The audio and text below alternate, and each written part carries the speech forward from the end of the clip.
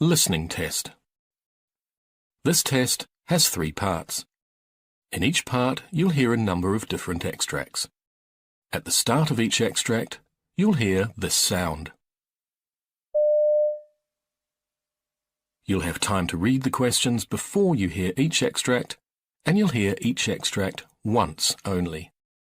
Complete your answers as you listen. At the end of the test, you'll have 2 minutes to check your answers. Part A. In this part of the test, you'll hear 2 different extracts. In each extract, a health professional is talking to a patient. For questions 1 to 24, complete the notes with information you hear. Now look at the notes for extract 1.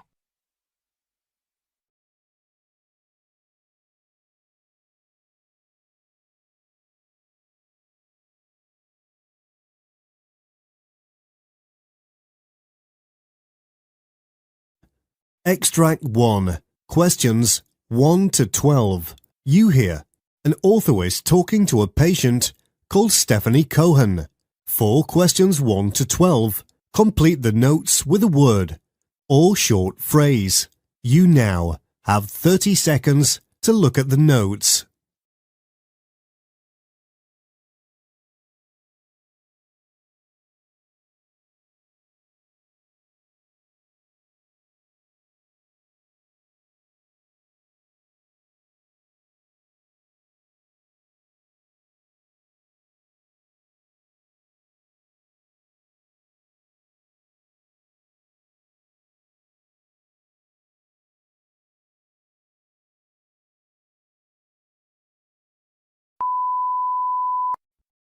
Let's take a look at you, Miss Cohen. I hear you took a bit of a tumble 2 weeks ago.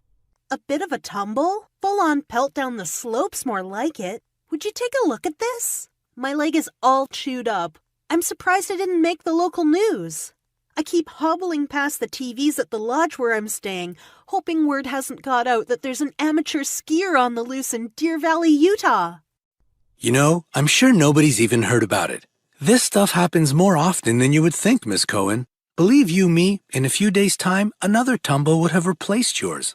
The main thing is, we've got to work on making sure we can prevent this from happening again in the future. Do you remember what actually happened that day? Yes. I was working on a particularly tricky bend when I lost control and hit someone else in a head-on collision. Oh, ouch. Well, at least it's straightforward, and we've got no personal medical history to worry about. It's just a straightforward head-on bash. Right.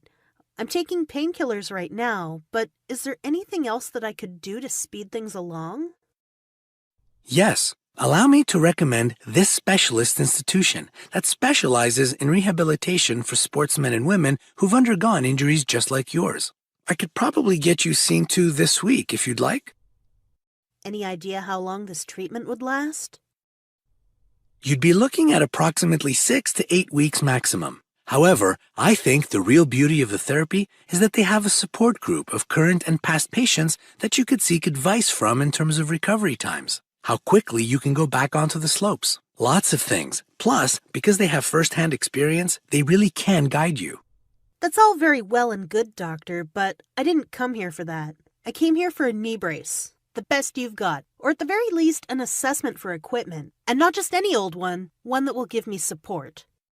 That particular one that you're pointing out is currently out of stock. It will be back within the next 2 to 3 weeks. You'd like me to wait that long? I'm afraid so. I will, however, keep requesting it until it's here. Let's go over your blood test results, Miss Cohen. I'm not afraid. Go ahead. Well, the test confirms our suspicions that you have a grade 2 MCL injury. I did feel like the whole area was feeling quite tender. At least now it has some sort of explanation. Even though I don't understand it, it's still there. Yes. Is there anything that you'd like me to go over for you? Anything at all? No. I really just want to go home now. This is wearing me out. I'm sorry to hear that. If you just bear with me for another few moments, I'd like to order your unloader brace so that it arrives on time and you can get to working on your healing.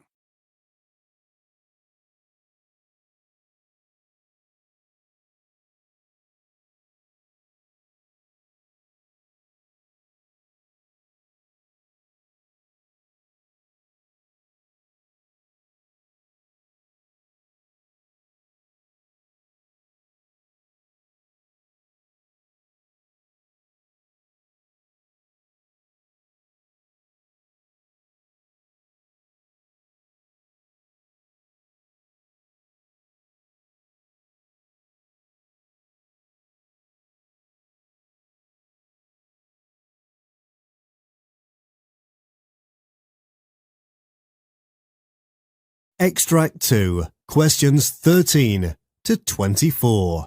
You hear an occupational therapist talking to a patient, Miguel Castilo. For questions 13 to 24, complete the notes with a word or short phrase. You now have 30 seconds to look at the notes.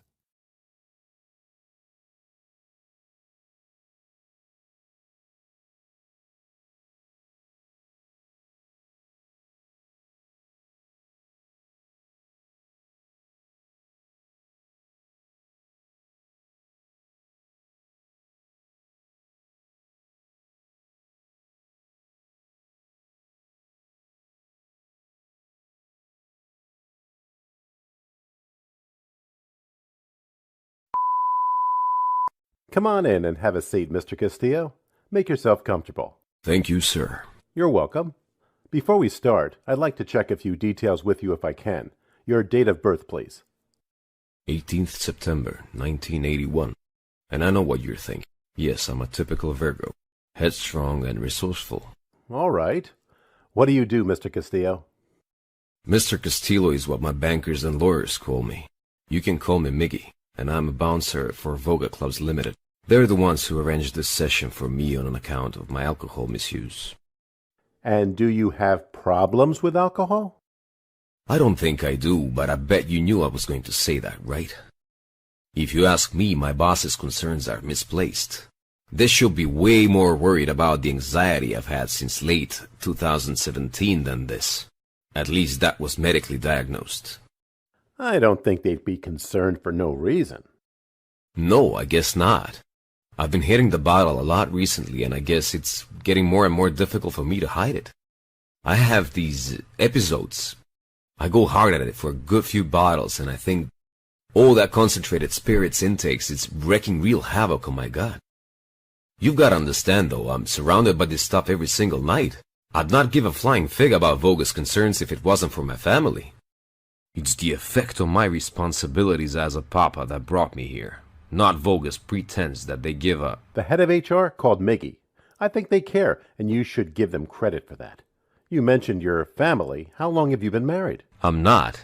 I've been with my partner for 10 years, but I never married her. We've just had a little boy together.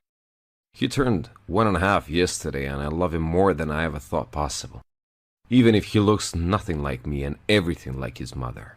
Congratulations to you both. So, back to your employer's concerns. Was it just the drinking? No, they ranked me over the coals for timekeeping. I can't remember the last time I turned up to a shift on time. It's caused a few rows between me and my immediate supervisor.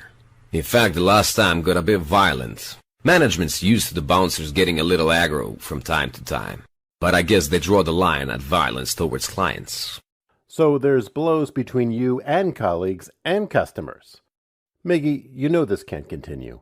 First, we've got to work on breaking the dependency. I spoke with your HR at length, and they've agreed to give you time off so that you can work on yourself. In specific, we're going to go over some coping strategies, which we'll create and rehearse so that you don't have to turn to liquor. There are 2 types of therapy that we use here, and I think that the one that suits you requires us analyzing when you have these episodes, what triggers it. This is called the diagnostic model. I like the sound of that.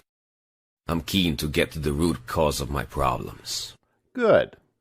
Our previous results are very strong. In fact, we've had a 200% success rate that we're very proud of. We'd love to help you too. That is the end of Part A. You now have 2 minutes to check your work.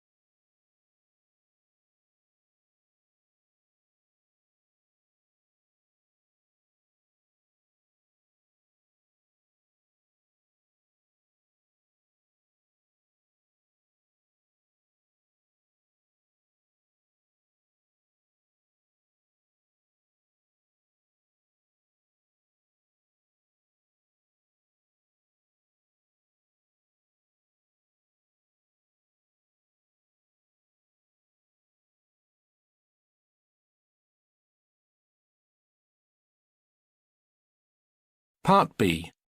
In this part of the test, you'll hear 6 different extracts. In each extract, you'll hear people talking in a different healthcare setting. For questions 25 to 30, choose the answer A, B, or C, which fits best according to what you hear. You'll have time to read each question before you listen. Complete your answers as you listen. Question 25. You hear a morning brief in a hospital ward. Now read the question.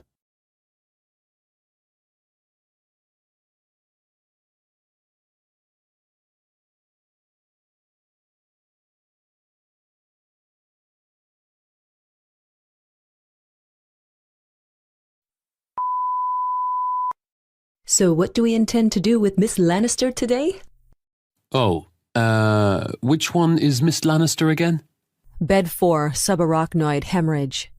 Ah, right. According to the notes from the neurotelemetry unit, her condition is stable and has been for some time. I don't see a reason why she can't be discharged today, preferably to a rehabilitation centre in the community. I'm really sorry, but I don't think that's a good idea. You see, the team thinks that there's a high likelihood that she might relapse soon, and I'd hate to let her go so soon. Perhaps if we could keep a close eye on her condition, if only for 2 to 3 days, and if all is well, then we proceed to discharge. Okay, that sounds like a good way forward.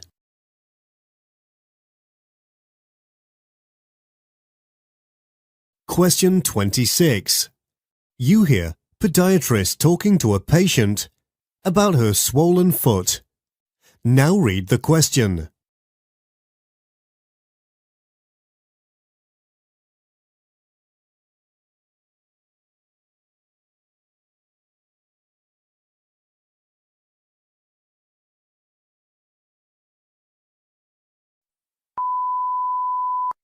All right, let's take a look at you. Oh, okay, I see it here. Miss James, you've got some discoloration on your medial plantar region here, and a little here too. I can see from your notes that you're also concerned about the pain that you have right here. I think the problem is that you have multiple contusions in these areas here and here. The pain is therefore radiating through your foot. I'd like to see to it that you get stronger painkillers today for this, and perhaps a cane too. I'd like to have you back to a position where you've got a full range of motion, where you're fully ambulatory too. We're not going to get that with you ignoring this pain, okay?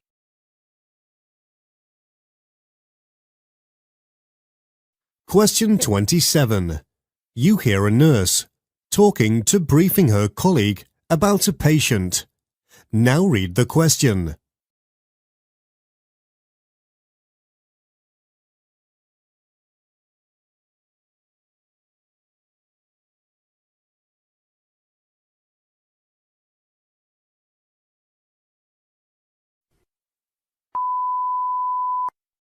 Has the physio finished with Mrs. Bryant yet?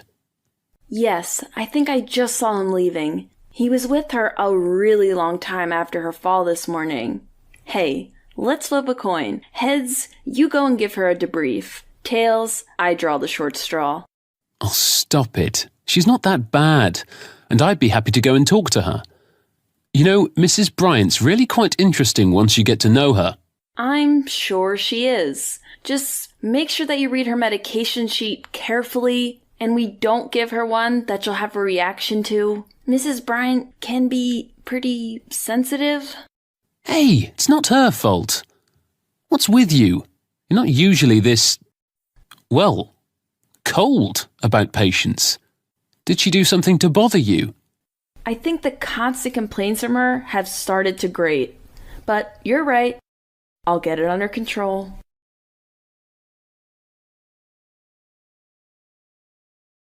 Question 28. You hear a nurse asking her colleague for help with a patient. Now read the question.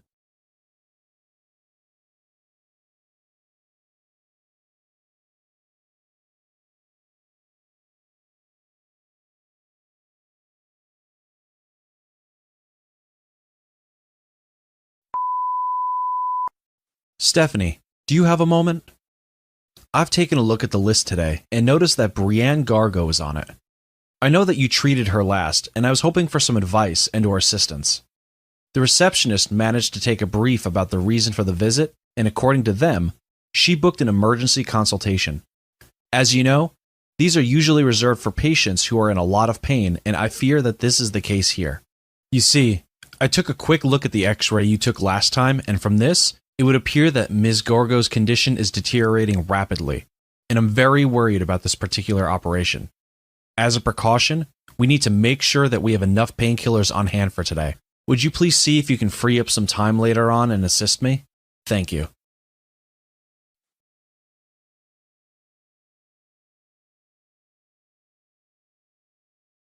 Question 29. You hear an optometrist talking to a patient who is trying contact lenses for the first time. Now read the question.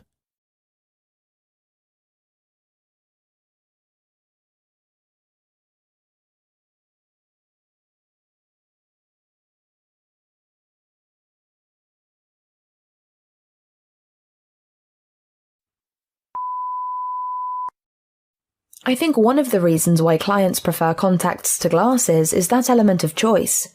Sure, you can always change frames, but they won't alter your look as drastically as the contacts will. So make sure you make that choice wisely, okay? Choice? Absolutely. We can match your natural eye colour, or, if you would like, you can try on a different shade like hazel or blue. I think I'll stick with my natural colour, if that's okay. That's fine. Here you are. I'll give you a moment to put them on. How does that feel? Are they comfortable? It feels fine. I guess the only thing is... should it be this fuzzy? Not at all. And if that's happening, please take them out. We'll need to check the prescription again. Would you please give me a moment?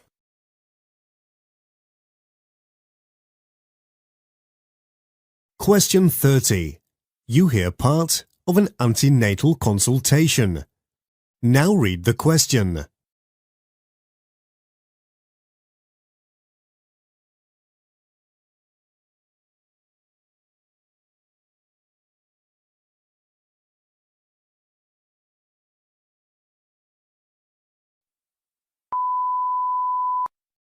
Steve mentioned that you had some questions for me about the information we went over this morning. Yes, that's right. It's mostly to do with the plans for the next few months. This is my first, you see. Right. And I'd like to give her the best possible start. I've heard all sorts about the whole process, and it's tough to figure out what's reliable, you know?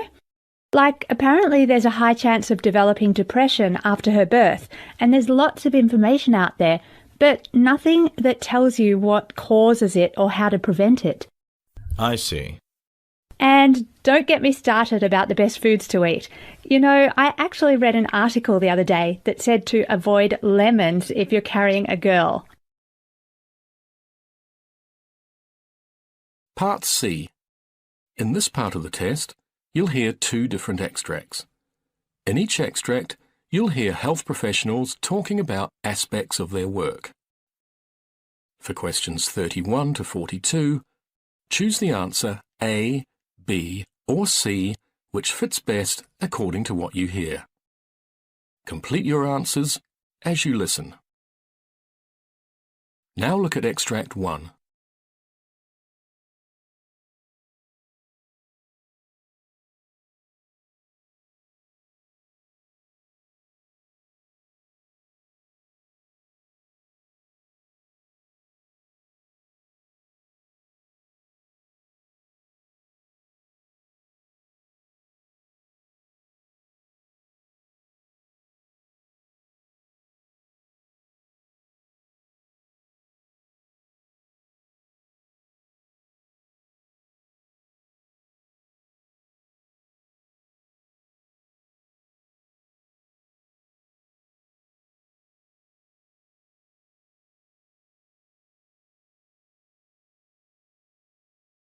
Extract 1.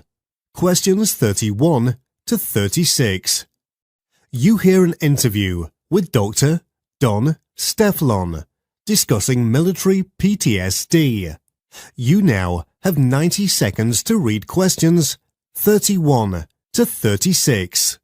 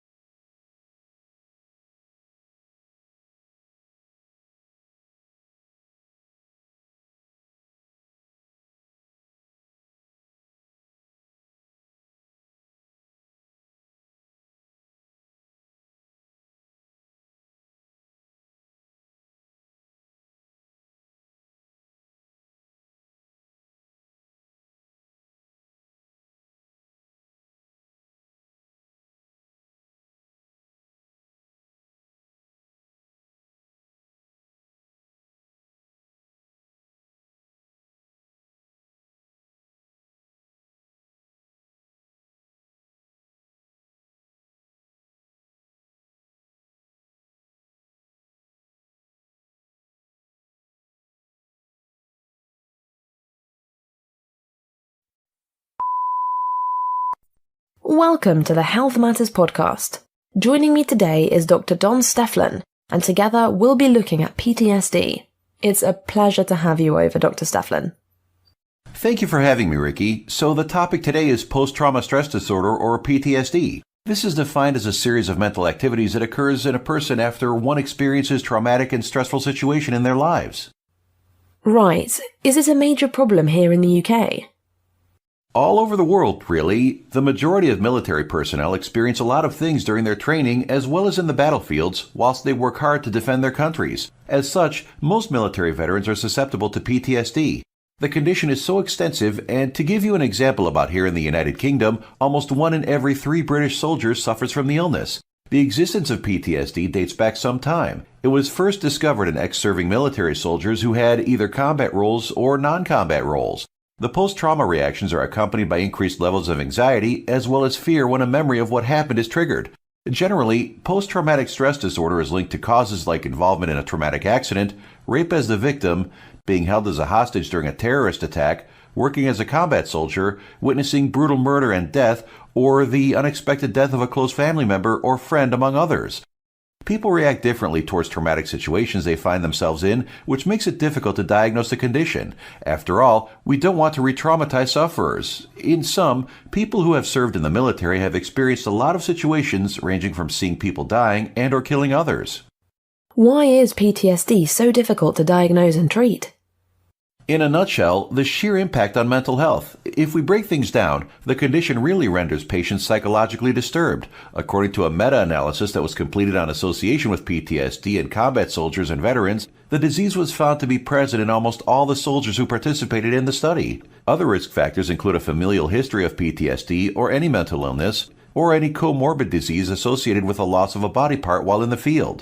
In terms of classification, PTSD can be divided into delayed onset post-trauma stress disorder and complex and birth trauma. In the former, signs and symptoms often appear 6 months post-injury. On the other hand, complex birth trauma affects women's traumatic experiences during delivery. Delayed onset and complex post-trauma stress disorder are the most common forms of PTSD in combat soldiers and veterans. Why on earth do they keep putting themselves in the firing line, so to speak? Usually, ex-military persons have served for extended periods since loyalty to their country is often mandatory. In the name of perseverance, they are subjected to lots of trauma which later affect them psychologically.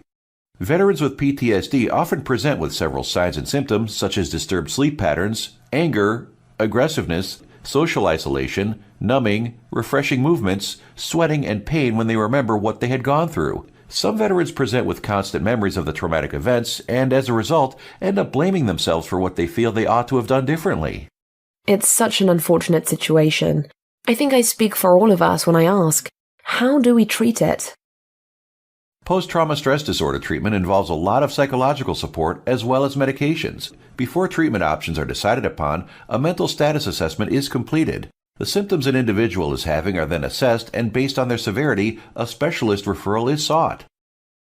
Okay, so say the individual is not experiencing severe symptoms. What happens then?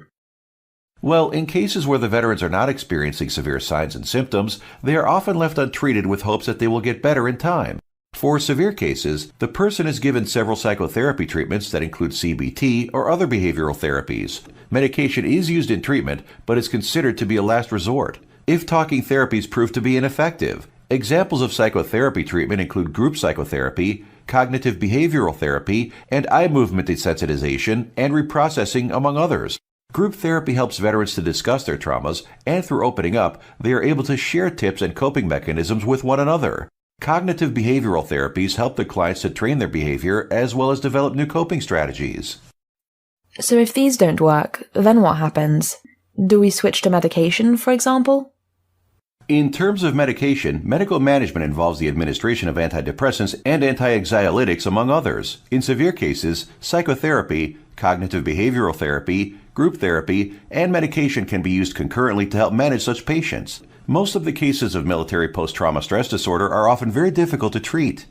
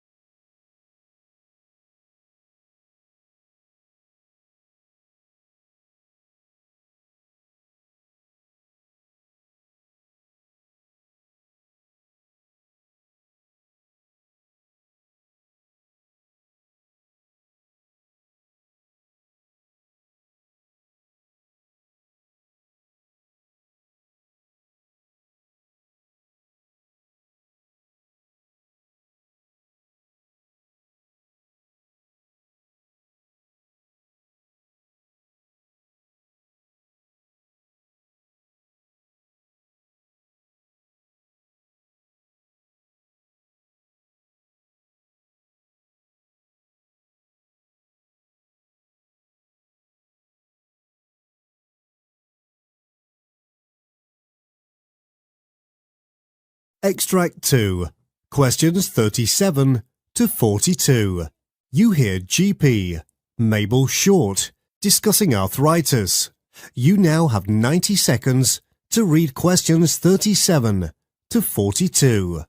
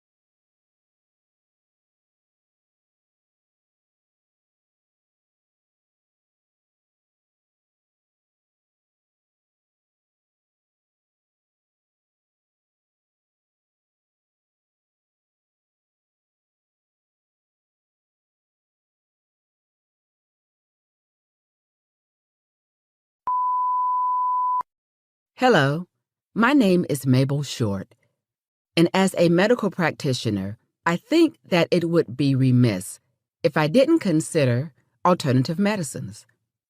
One such alt remedy is acupuncture, a prominent traditional Chinese method of treatment that has taken hold of many parts of the world today. It involves insertion of thin needles through someone's skin in different parts of the body at different depths, depending on the areas affected. It is a form of complementary alternative medical management of patients. Complementary alternative medicine is defined as non-conventional treatment approaches of diseases in which the methods used vary from those that we use in hospital. Examples range from use of herbal medication, yoga, tai chi, dietary restrictions like Atkins diet, to acupuncture and cupping, among other examples. The CAM methods vary from the conventional treatment techniques since they are mostly based on the beliefs of both the healer and the patient that the treatment technique used will treat the whole body. On the other hand, the conventional medicine is an approved way of treatment in that the healers undergo certain treatment of the entire body systems. Therefore, the medical professionals in conventional medicine direct their techniques and medications to specific body system or parts that are ailing, unlike the CAM that treat the whole body, mind, spirit, and soul. Another difference is that the conventional medicine is more invasive as compared to CAM, which needs less body invasion for treatment. Another difference is that not all people who seek CAM are sick. Others does so to maintain their health or when they have sought the conventional treatment but have not recovered fully. For successful acupuncture, the acupuncturist must have knowledge and skills required during the process. When someone gets sick, the acupuncturist insert the acupuncture needles appropriately in a combination that they understand in order to bring back the body's power and energy back or for restoration of body balance. Some of the acupuncturists use neuroscience to identify the acupuncture points to be areas where the nerves, muscles, and connective tissues find their stimulations.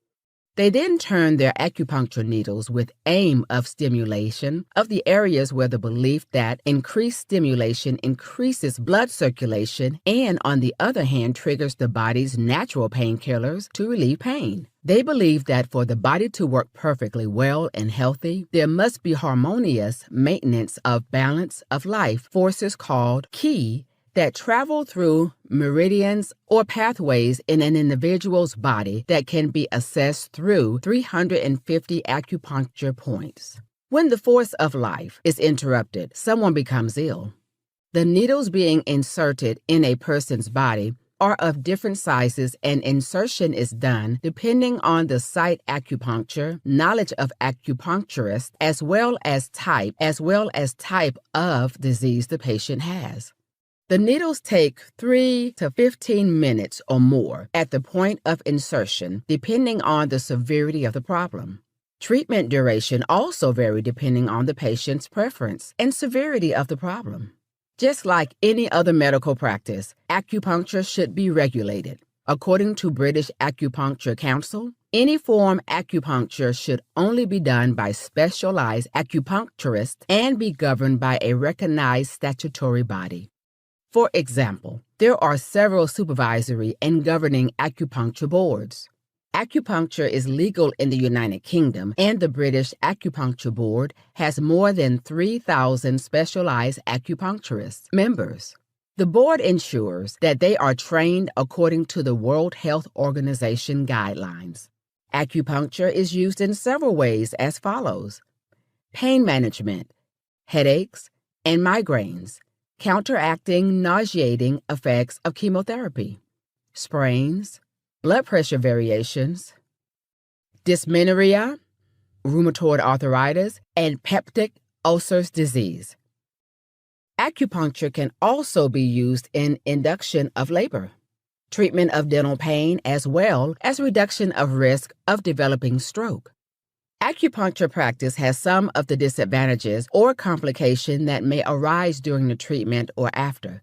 They include systemic infections, increased of bleeding in patients with unknown or known hemolytic disease and are on blood thinners, bruising and soreness on the insertion site, broken needle trauma, and atelectasis, among others. Atelectasis can occur when the needles are inserted deeply into the chest cavity or on the upper back region. As a result, They can cause injury to the lungs leading to collapse. The acupuncturist should be keen when doing the procedure to avoid any pricking on clients with bleeding disease or those on blood thinner drugs. Infections may set in through the insertion sites into the individual's system. Therefore, expertise skill of using sterilized needle and equipment is paramount during acupuncture. That is the end of Part C.